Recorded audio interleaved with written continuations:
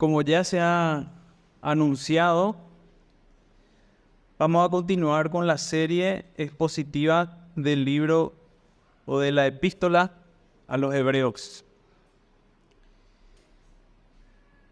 Y esta iglesia, y en particular quienes estamos a cargo de la dirección de la congregación, entendemos que la predicación expositiva es aquella que tiene un perfil más fiel en exponer la verdad bíblica.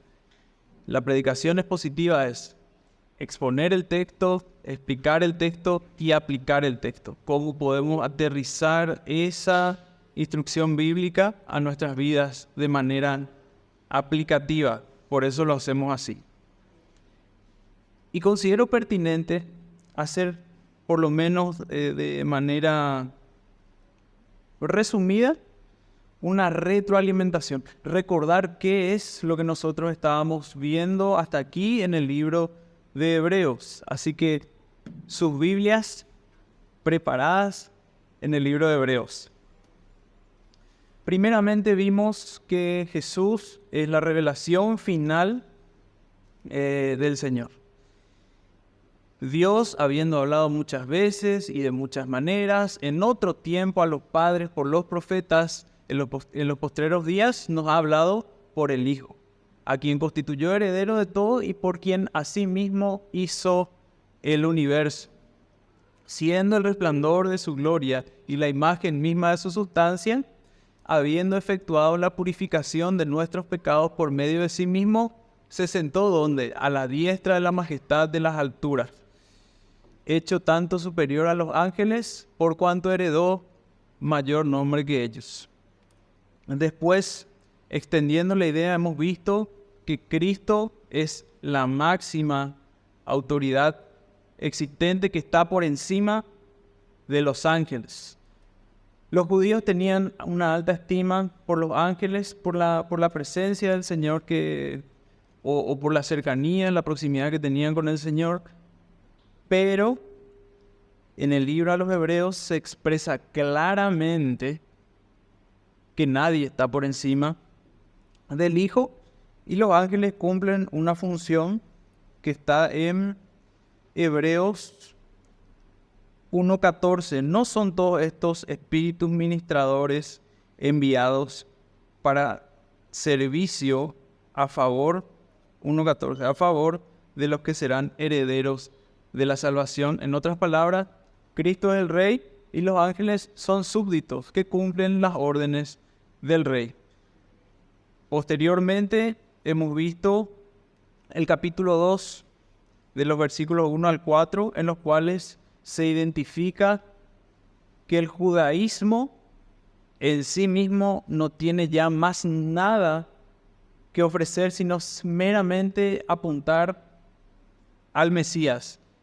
El único mensaje salvador, que es Cristo, el Evangelio, es el único mensaje salvador, no hay otra cosa. Y eso esencialmente es lo que hasta aquí el libro de los Hebreos nos ha comunicado. Y estábamos viendo un aspecto de la divinidad del Hijo, o sea, un aspecto del Hijo que es su divinidad. Si bien es cierto, el Señor Jesús es uno, perfectamente Dios, perfectamente hombre.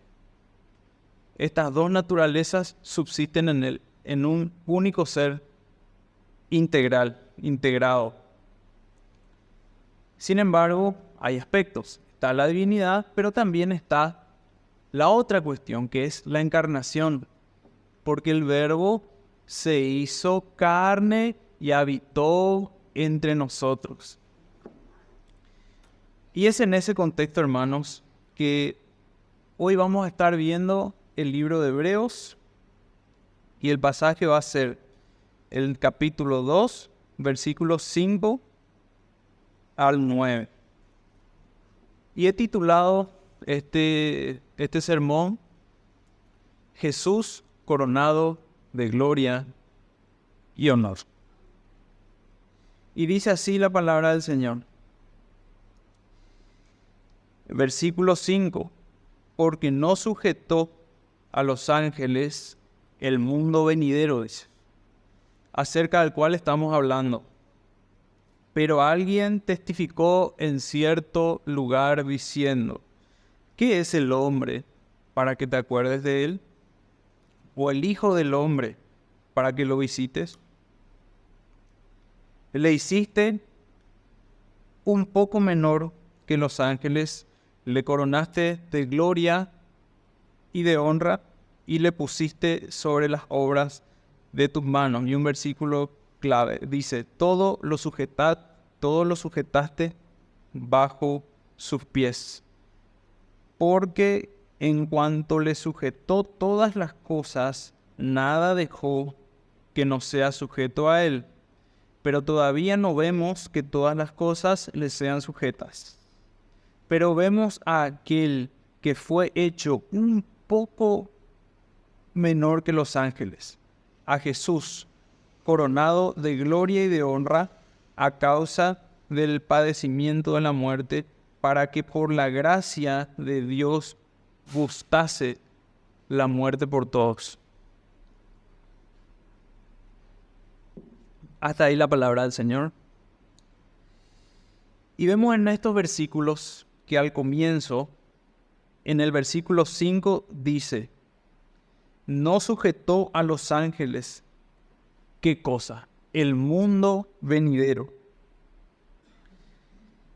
No sujetó a los ángeles el mundo venidero acerca del cual estamos hablando. La sujeción al mundo venidero, eso tiene que ver con el Salmo 110:1, que también está reflejado en el versículo 1, o sea, en el capítulo 1, versículo 13. Pues, ¿a cuál de los ángeles dijo Dios jamás, siéntate a mi diestra, hasta que ponga a tus enemigos por estrado de tus pies? Es decir, ningún ángel está sentado a la diestra del Padre, esperando el evento futuro de que todos los enemigos estén por el estrado de sus pies. Que dicho sea de paso, no se preocupe, no hay contradicciones en la Biblia. Acá parece que apunta a futuro, pero si es que ya conquistó la victoria, obviamente las cosas le están puestas por debajo de sus pies. Ahora, aclarando nomás la cuestión de los ángeles, y el versículo 5 dice que los ángeles, o sea, da la idea de que los ángeles no tienen poder en ese sentido. El mundo venidero está totalmente en manos del Hijo. Y los ángeles están sujetos a su Creador, el Hijo de Dios. Y los ángeles, tal como dice el versículo 14, son espíritus ministradores que están para servir a aquellos que van a ser herederos de la salvación, que son los rescatados por el Hijo. Y como ya se dijo,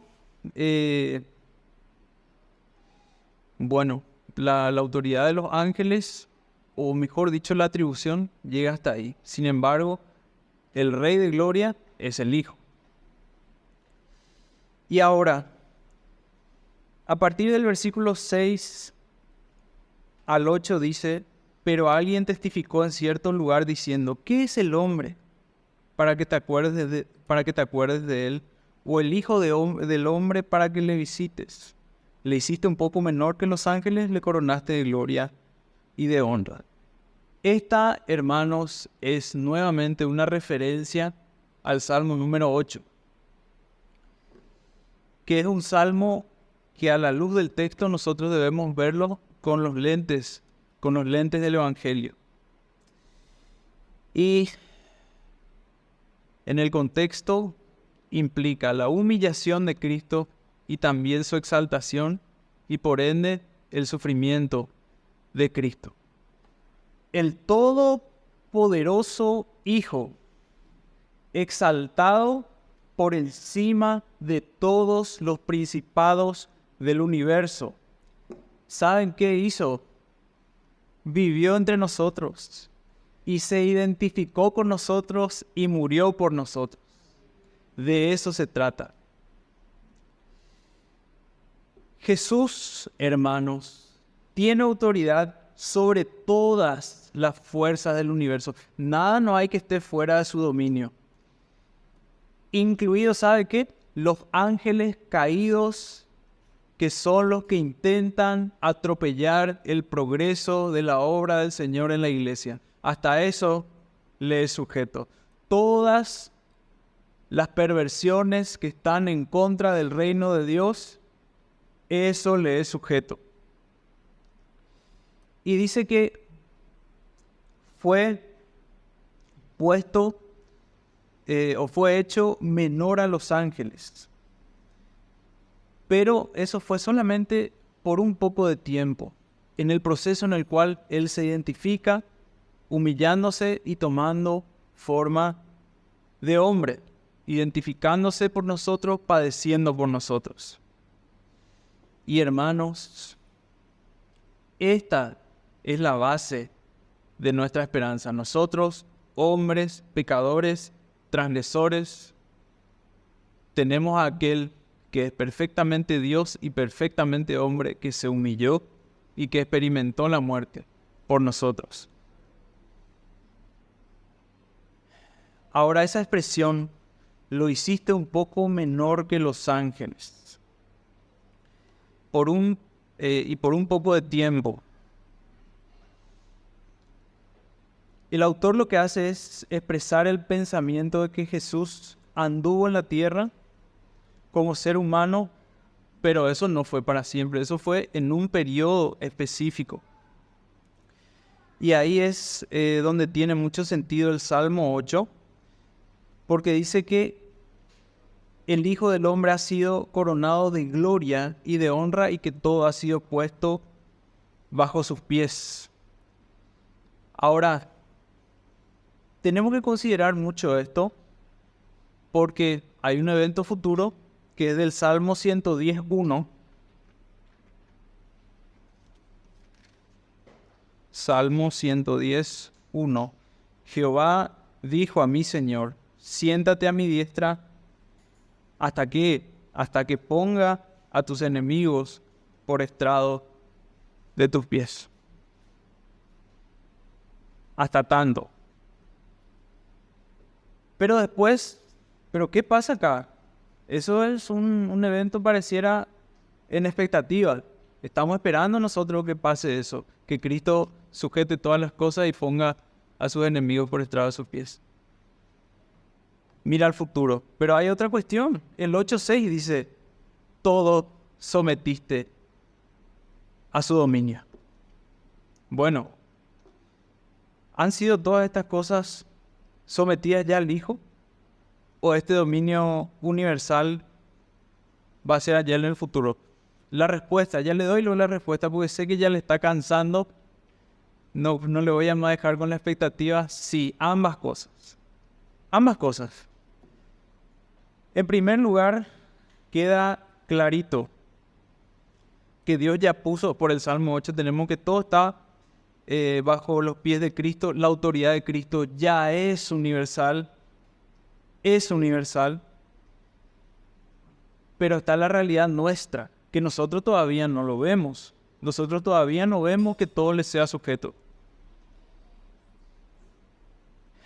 Bueno, y si Cristo se identificó con mi sufrimiento, si Cristo se humilló, descendió a este mundo, sufriendo, entonces, y si todas las cosas ya están sometidas bajo su dominio, entonces, ¿por qué permanece en silencio muchas veces?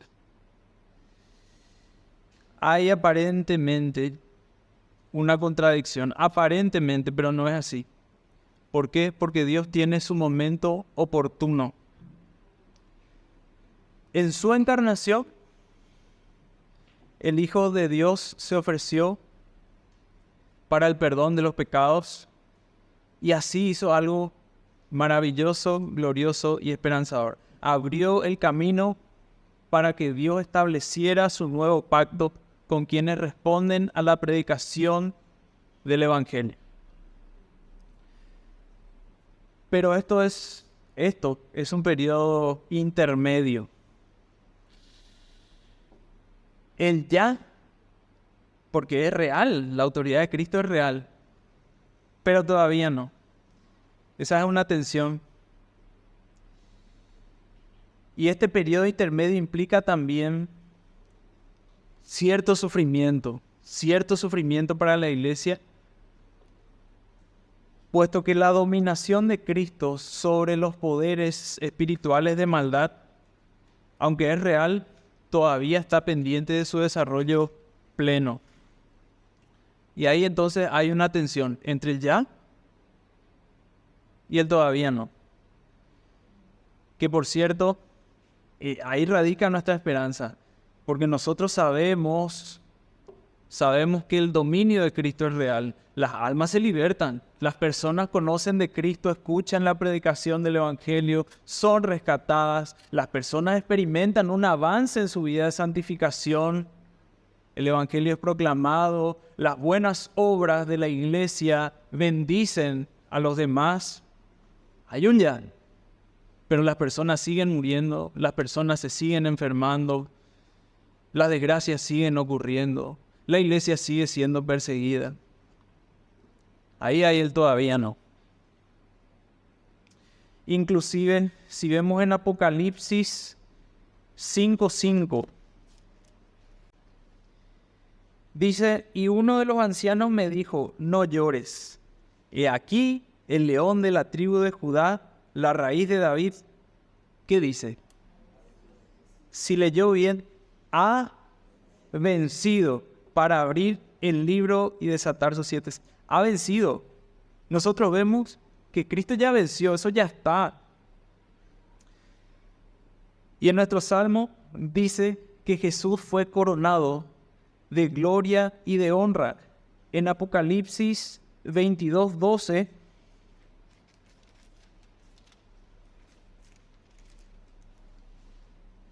Apocalipsis 22:12 dice, he aquí yo vengo pronto y mi galardón conmigo para recompensar a cada uno según su obra.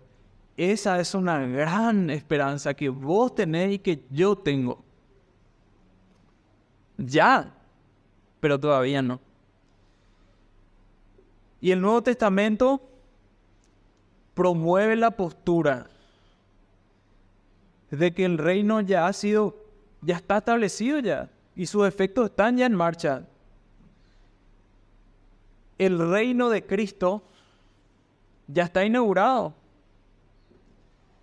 pero falta su venida. Y dice el Salmo 110:1, que yo creo que tiene que anotarlo. Siéntate a mi diestra hasta que ponga a tus enemigos por estrado de tus pies. Futuro, pero todo está bajo sus pies, presente. Hasta ahora esto quizás sonó así como muy conceptual, o por ahí muy ajeno, pero ¿saben dónde se vuelve viva y se vuelve ardiente esta pregunta? Ya o todavía no, ¿cómo es este tema? ¿Será que las cosas están sometidas bajo los pies de Cristo? ¿Será que todo está sometido bajo su dominio? ¿Saben dónde? Por ejemplo, podemos tomar a los primeros cristianos que estaban en el Coliseo romano, en el circo romano. Aquellos que ¿por qué? Por creer en el Hijo, por profesar la fe cristiana, estaban a punto de ser muertos y traspasados por las lanzas de los soldados romanos. Ahí sí tiene sentido la pregunta: ¿acaso no están todas las cosas sometidas bajo el dominio de Cristo y yo estoy a punto de convertirme en un mártir por la causa de Cristo? El misionero que va con su esposa y queda solo, la misionera que va con su esposo y queda sola, porque la viudez fue consecuencia de llevar el Evangelio, y que se produzca ese resultado tan triste, tan trágico de morir por la causa de Cristo. Ahí sí tiene sentido la pregunta. ¿Están todas las cosas sometidas bajo su dominio? Pero la gloriosa respuesta tiene todo el sentido. Cristo está en el cielo gobierna, Ya todas las potestades están por debajo de sus pies. Esa es mi esperanza y yo en gloria voy a recibir mi galardón. Ahí tiene sentido la pregunta.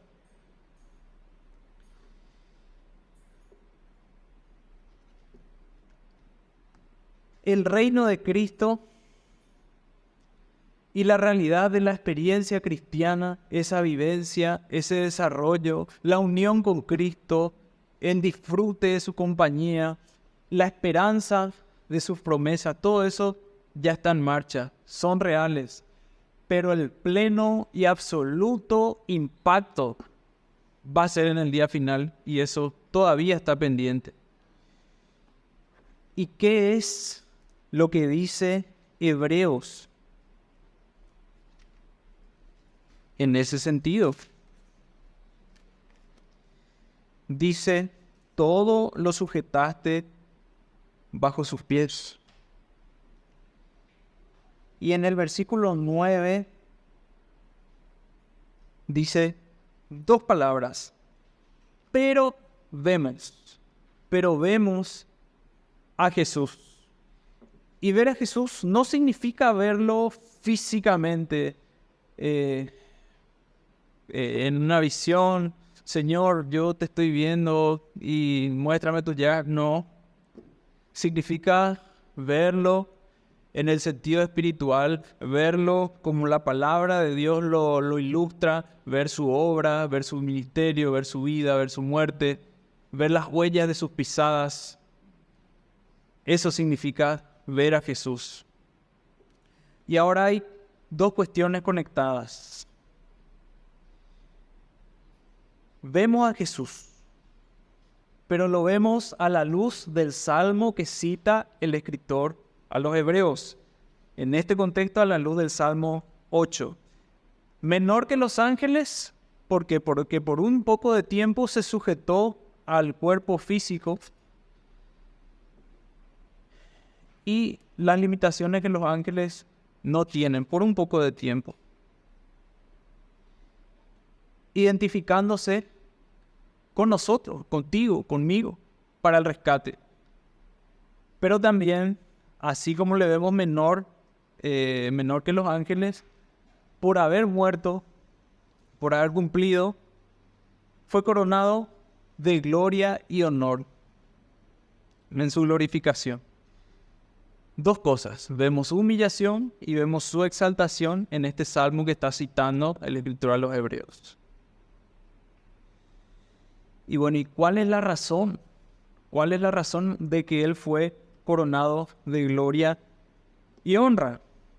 Esa pregunta es respondida en el versículo número 9. Pero vemos a aquel que fue hecho un poco menor que los ángeles, a Jesús coronado de gloria y de honra, ¿a causa de qué? A causa del padecimiento, de la muerte, para que por la gracia de Dios gustase la muerte por todos. Esa es la razón. Acá el predicador especifica esa razón. Por haber padecido la muerte. Y aquí usted puede ver, y aquí yo puedo ver una esperanza gloriosa. Usted que es pecador, yo que soy pecador, que transgredí la ley de Dios. Y que en mi condición he de ser condenado por la gracia de Dios. Jesús murió la muerte que yo tuve que haber muerto. Y entonces, Él gustó de la muerte para que yo guste de la vida eterna. ¡Qué glorioso! Se identificó con nosotros a semejanza de hombre para morir la muerte que nosotros tuvimos que haber muerto. Y Él nos dé la vida que nosotros nunca hubiéramos podido alcanzar. Y ahora, preguntando otra vez, ¿están o no todas las cosas sometidas bajo los pies del Hijo? Y hay tres temas para poder aplicar. Hay tres temas para la iglesia de nuestro tiempo. De acá ya salimos teniendo certeza de que ya esas promesas son efectivas, pero su plena y absoluta eficiencia e impacto será en el día final. probado. Ahora hay 3 cosas en relación a nuestra iglesia. ¿Cómo esto nosotros podemos hacerlo aterrizar para nuestra iglesia, para nosotros? Y consideremos, todas las cosas han sido ya sometidas a Cristo en su exaltación a la diestra de Dios. Eso ya está. La sujeción de todas las cosas a Cristo, aunque es una realidad presente, no va a ser completamente visible hasta el final de la era. Ya está, pero está pendiente hasta el final de la era. Y por otra parte, los cristianos tienen que tener presente ese ejemplo de perseverancia del Hijo. Tenemos que considerar su posición de rey del universo, y esa, hermano, es la base para nuestra perseverancia en medio de las dificultades. Verlo al Hijo allá sentado en el trono soberanamente es la base para nuestra esperanza cristiana. Y ahora tenemos que considerar que aunque Cristo esté allá arriba, a la diestra del Padre, habiendo ya conseguido nuestro rescate, debajo del sol, las cosas no siempre van a ser experiencias saludables simplemente, o que vamos a andar con sonrisa desde que amanece hasta que anochece, no. Si Cristo, siendo el Hijo de Dios, sufrió, ¿qué me espera a mí, simple mortal? George Guthrie, perdón si pronuncié mal, sobre estos pasajes ya comenta luego una historia que es muy llamativa, que demuestra esto. Dice: hace algunos años mi familia y yo vivimos en Sanders Bluff Road, junto al lado de una maravillosa familia formada por Barry y Brenda con sus 3 chicos, John, Drew y Wade. Barry era un hombre divertido, con una fe profunda, que hablaba abiertamente de su amor por Cristo. A las niñas y a dice, a Pat y Brenda les encantaba tomar el té juntas. Aún conservamos una foto de aquellas salidas en la puerta de nuestra heladera. Y los muchachos eran muy buenos con nuestro hijo Joshua, que era un poco más joven que ellos. Estábamos encantados con nuestros nuevos amigos. En 1993, Brenda contrajo un cáncer de hígado. En los meses siguientes, la familia, los amigos y las iglesias de nuestra zona, dice, orábamos, ayunábamos y confiábamos en que Dios haría un milagro. Nunca he visto tanta perseverancia o fervor en la oración. Barry, un gran hombre de fe, era una roca espiritual que ministraba a su familia y servía al Señor. No obstante, la respuesta por la que estábamos orando, la curación de Brenda, no llegó. Al final de esta enfermedad sin tregua, su demacrado cuerpo era solo una sombra de la preciosa madre joven que conocimos. Y finalmente sucumbió a la enfermedad. Fallece. En el funeral se proclamó la victoria que en la muerte tenemos los cristianos. Creo, sin embargo, que aquel día una corriente emocional recorrió el auditorio, donde muchos creyentes, sinceros y entristecidos, se hacían la pregunta: Señor, ¿por qué no has contestado a nuestras oraciones? Y se trata, hermanos, de un solo ejemplo de varios que pudieran darse. El niño que nace tristemente con una deformidad, a pesar de que los padres han orado para que el niño nazca con salud, nazca bien, estando en el vientre de la madre. El misionero que muere en un accidente con su cónyuge, yendo a proclamar las verdades del Evangelio y que las personas se salven. el joven que es convertido, pero tiene feroces batallas con la lujuria.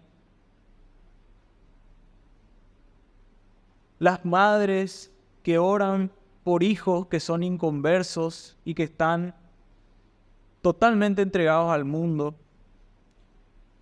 Las esposas que oran día a día por esposos incrédulos y que soportan muchas cosas que vienen a consecuencia de la incredulidad de su mitad. Y esos son escenarios muy tristes. Ese pedido, pero incesante por un trabajo. Señor, yo creo en tu evangelio, en tu palabra. Te pido por favor por un trabajo que no es ni siquiera para hacerme rico, es para mantener a mi familia. Y parece que no pasa el techo. La petición por ayuda económica, necesidad. Y al parecer hay un silencio. Al parecer. Sin embargo, la promesa dice, crean que ya han recibido todo lo que estén pidiendo en oración y lo obtendrán. Al parecer hay un silencio, pero la promesa del Señor hace ruido en el corazón y en la mente del creyente. ¿Por qué? Porque todos esos poderes celestiales están totalmente puestos a favor ya de su pueblo. ¿Y saben qué? Ante la peor penuria que puede haber en el universo, en el mundo, en tu vida, en tu casa, en tu trabajo, Cristo está sentado en el trono, coronado de gloria y honor.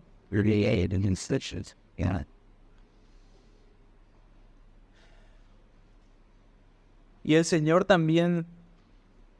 nos ama, decimos, pero muchas veces cuando la aflicción, cuando la tormenta ocurre, es como que hay una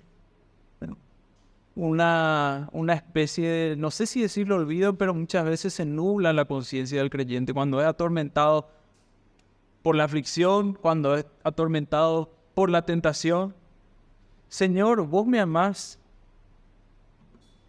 Y aunque no lo diga, en algún momento alguno puede preguntarse, ¿por qué si Dios me ama tanto y si me rescató, ¿por qué no me ayuda? ¿Por qué no me libera? La iglesia perseguida. Cristianos de todo el mundo que están siendo perseguidos. Esa es una realidad. Y un ejemplo de esto tan real, para mí es el más elocuente de todos, es Esteban, que vio al Hijo a la diestra del Padre en total iluminación, a punto de ser ejecutado. El verdadero ejemplo del ya, pero todavía no. Muchos creyentes son interrogados, hostigados, multados, asesinados por su fe. Y hay países islámicos, Kuwait, Pakistán, Irán, Arabia Saudita, prohíben abiertamente la práctica libre de eso que nosotros ahora estamos practicando. Mujeres que son condenadas, que son sometidas por su confesión de Cristo, torturados por fuerza del gobierno. ¿Cuántos pastores han sido encarcelados, arrestados por celebrar una reunión en su casa? Y esos países supuestamente que promueven la libertad, pero no es así. Hay países en las provincias, por ejemplo, norteñas de Laos, cristianos que tuvieron declaraciones juradas por firmar renunciando a su fe. Terrible. Hay iglesias subterráneas. Hay testimonios de iglesias subterráneas en China, los cuales miembros pierden sus trabajos. Imagínense, pierden sus trabajos. Inclusive hasta riesgo de cárcel por esa realidad.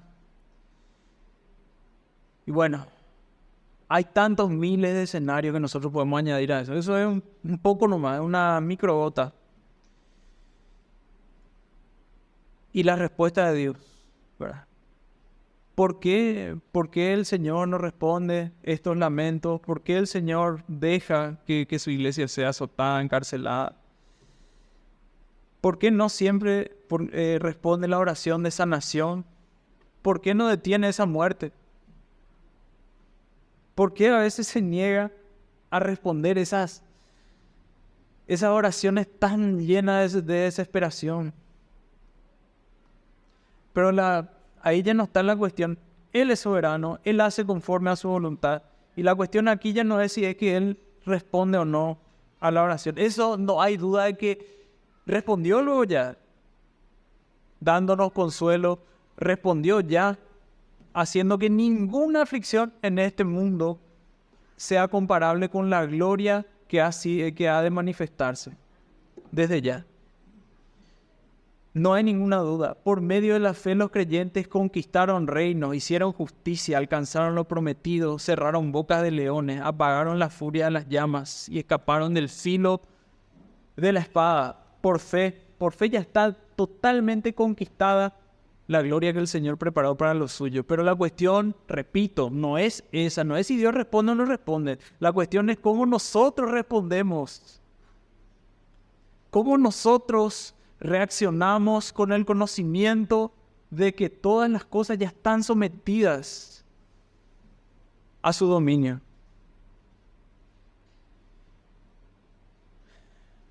Muchos sufrieron las pruebas de burlas, azotes, fueron apedreados, aserrados por la mitad, asesinados al filo de espada. Anduvieron fugitivos de aquí para allá, cubiertos de pieles de ovejas y cabras, pasando necesidades, afligidos y maltratados. Pero ellos van a ver la gloria del Hijo eternamente. ¿Y saben qué? Cristo tiene el control. Cristo tiene el control y eso tiene que ser el máximo alivio para aquel que está sufriendo la persecución, el martirio, la enfermedad, la muerte, la desolación de un cónyuge muerto, un hijo, un padre. Ahora, acá, hacia Occidente, es como que la cosa se perfila hacia buscar aliviarnos más el dolor. O sea, es como que la perspectiva es no el bienestar, a tal punto de que ministros totalmente descarriados acuñaron la frase "tu mejor vida ahora".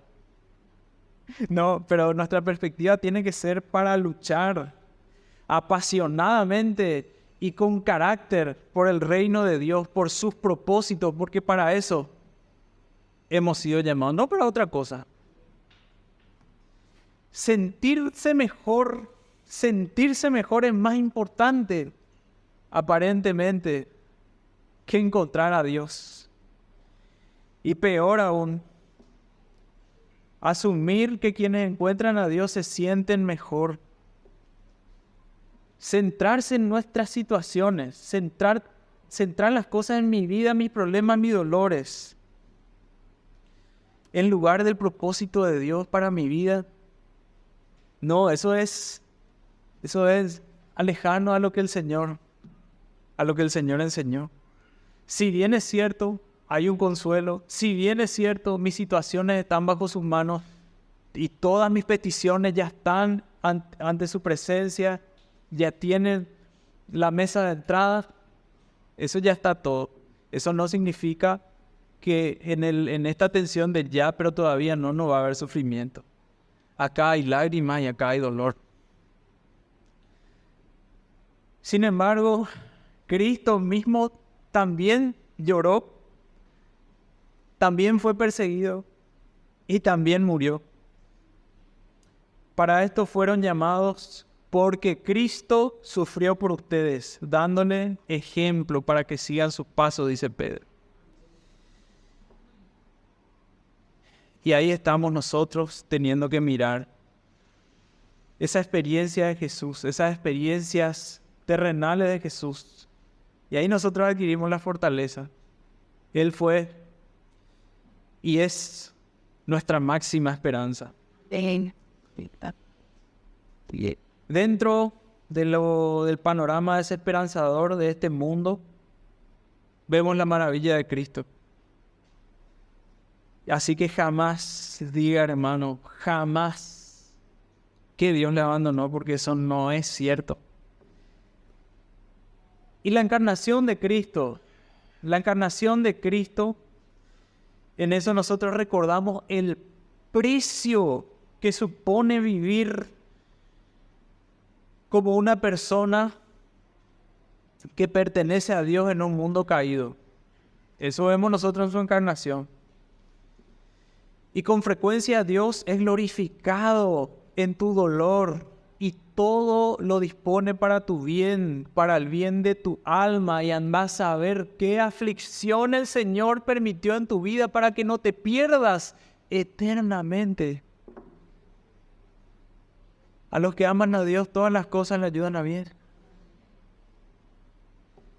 Él nos muestra esa clase de fe que confía en Dios, pero que confía contra viento y contra marea. Y Él es, ahora en su exaltación, nosotros tenemos un consuelo, un alivio muy importante. Porque le vemos exaltado como el Señor del universo, que tiene el control sobre todas las cosas. La exaltación proclama esa desaparición, pero total, de todos los poderes que actúan contra tu alma y de todos los poderes que actúan contra la iglesia. ¿Y sabe qué? Para su tranquilidad, en este periodo intermedio de dolor, de lágrimas, no se preocupe, no es para siempre.